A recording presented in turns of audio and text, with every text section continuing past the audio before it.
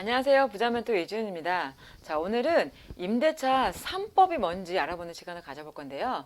최근에 계속해서 대책을 발표함에도 불구하고 집값 강세가 계속해서 이어지고 있고 또 전세값도 계속해서 강세를 보이고 있거든요. 그 서울 평균 전세가율을 보게 되면은 지난 1월에 한 57.24% 정도였었는데 5월에는 57.57, 그러니까 한 56% 정도로 높아졌고요. 그리고 입주 1년차 신축 아파트 같은 경우에는 분양가 대비 전세가율이 86%를 넘었습니다. 그래서 투기 수요를 막겠다는 명분으로 분양가 제한, 그다음에 세금 중과, 대출 이런 것들을 하다 보니까 신축 아파트 공급이 감소하면서 나타난 현상인데요. 또 코로나19 사태로 경기 악화를 우려하다 보니까 주택 매수 수요자들이 전세로 방향을 돌리는 것도 이러한 현상이 강해진 부분들이라고 볼 수가 있는데요.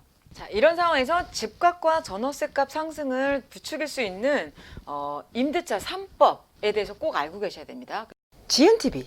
이 입법 작업이 지금 본격화되고 있고 거대 여당하고 이제 정부가 21대 국회에서 전월세 신고제 와 그다음에 계약갱신 청구권, 그다음에 전월세 상한제, 이 임대차 3법이 담겨 있는 주택임대차 보호법, 주택법 개정 작업을 지금 현재 서두르고 있어요. 그래서 임대차 3법은 공정과세를 하거나 그다음에 전월세 세입자의 안정적인 거주를 위한다는 여러 가지 장점도 있지만은 실제로 시행할 때 전월세 가격이 급등하는 게 가장 큰 문제입니다. 일단은 임대차 3법이 그 시행이 되기까지는 관련 법의 발의가 먼저 있어야 되고, 그 다음에 안건 논의가 있어야 되고, 그냥 법안 부의가 있어야 되고, 그 다음에 법 통과까지 이런 과정을 지나야 되는데요.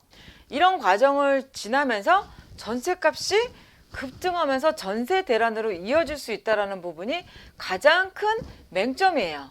실제로 임대차, 그러니까 전월세 계약 기간을 1년에서 2년으로 늘린 게 1990년도였거든요. 그 당시에 서울 아파트의 전세값이 전년도 계약 대비했을 때 상승률이 무려 30%에 달했다는 KB 부동산 통계도 있습니다.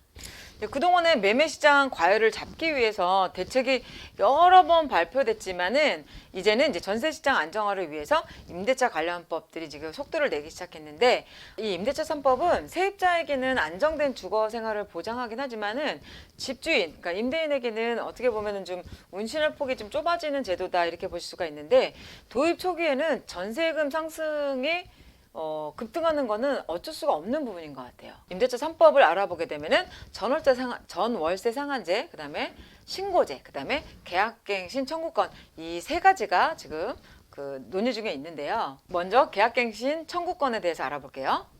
자, 계약갱신 청구권제는 2년 거주한 세입자가 그 원할 경우에는 1년에 한해서 2년 재계약을 요구할 수 있도록 만든 제도입니다. 그러다 보니까 총 4년간 전세로 살 수 있게끔 보장을 해주는 제도예요. 그래서 전체 임대차 기간을 4년을 초과하지 않는 범위에서 행사할 수 있습니다. 그리고 그 임대료도 민간임대주택사업자를 대상으로 하는 연 5% 룰이 있는 것처럼 증액 상한을 5%로 명시해서 과도한 인상을 막도록 하겠다는 이런 제도라고 보시면 되겠습니다. 다음은 전월세 신고제예요.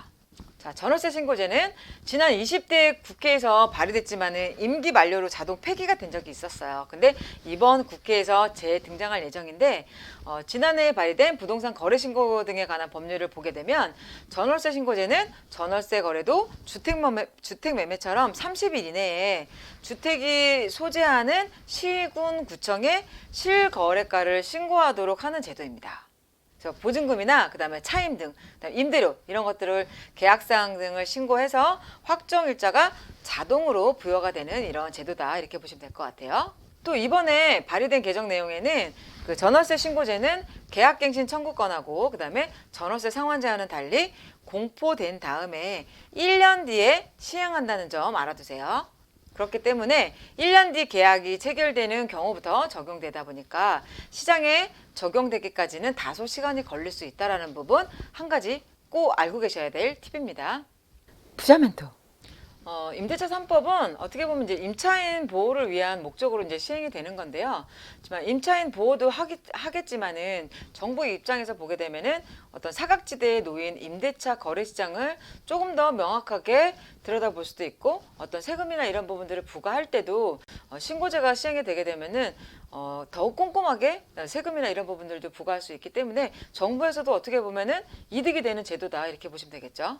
임대차 3법 중에서 그 계약갱신 청구권을 보게 되면은 전세 기간이 2년에서 4년으로 이제 늘어나게 되는데, 임대료 증액을 뒀잖아요. 그러다 보니까 그 주거 안정이 될 부분들하고, 그다음에 전세 가격 상승을 인위적으로 막는 부분들이니까 이게 매매 시장에 어떻게 영향을 미칠지를 보는 것도 한 가지 추이를 유추할 수 있는 부분이 되겠죠. 그래서 임대차 3법이 시행이 되게 되면은 그 매매하고 이제 전세 가격의 차이가 이제 커지다 보니까 갭 투자자들이 사실 금액을 작게 들여서 투자를 했었는데, 이게 투자 금액이 많아지다 보니까 갭 투자자들이 많이 좀 줄어들 수 있다라고 이렇게 보여지고 있고요. 또 전세 시장이 아무래도 안정화가 되다 보니까 이 무주택자가 매매 시장으로 유입되는 케이스도 많이 늘어날 수 있겠다, 이렇게 보고 있습니다. 그래서 어찌됐건 정부가 아파트 값이 워낙 가열되다 보니까 이 매매 시장에만 초점을 두고 있을 때 전세 시장은 계속해서 지속적으로 오르고 있는 상황입니다.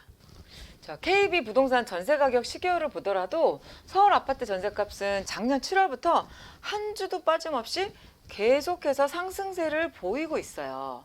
그리고 전세 수요가 늘어난 이유를 한번 살펴보게 되면, 분양을 받게 되면 프리미엄이 많이 늘어나다 보니까 이 로또 분양 기대감으로 집을 사지 않고 버티는 경우도 있고, 그다음에 집값이 급등하고 대출이 쉽지 않다 보니까 어쩔 수 없이 전세를 유지해야 되는 경우도 있을 수도 있고요. 그리고 또 대학 정시 비중을 높이고 또 특목고의 일반고 전환을 하는 등 이런 교육 정책의 변화도 전세 시장을 끌어올린 요인으로 보여지는데요.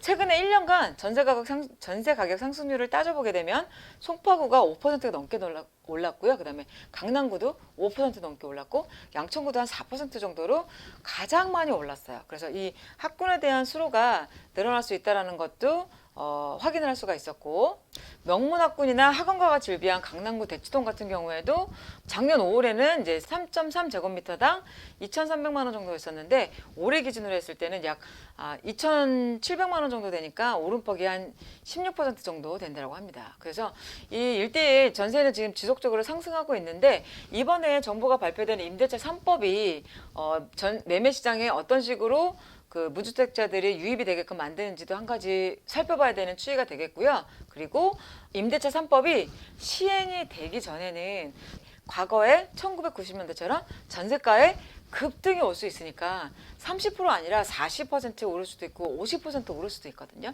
이런 부분들 꼭 숙지하셔서 내년 같은 경우에는 전세값이 그렇지 않아도 공급도 부족해서 가만 냅둬도 전세가가 급등할 수 있는데, 이런 임대차 3법이 시행되게 되면은 그 전에 그 시행이 되기 바로 직전에 전세가가 어마어마하게 오를 수 있으니까 지금 현재 전세를 살고 계시거나 월세를 살고 계신다라고 하면 이 부분을 숙지하셔서 내년에 전세가가 굉장히 많이 올라갈 수 있겠구나라는 부분 꼭 알고 계시면 좋겠어요. 그래서 내 집 마련을 아직까지 하지 않으셨다라고 하면 내 집 마련을 하시는 것도 추천을 드리고 싶고, 또 2020년하고 2021년도에 부동산의 주요 키워드는 전세가 추이라고도 제가 한번 영상으로 제작한 게 있으니까 그것도 한번 참고로 보시고, 오늘은 임대차 3법, 주택임대차 3법이 어떤 식으로 시행이 되고 어떤 내용을 담고 있는지에 대해서 알아보는 시간을 가져보았습니다.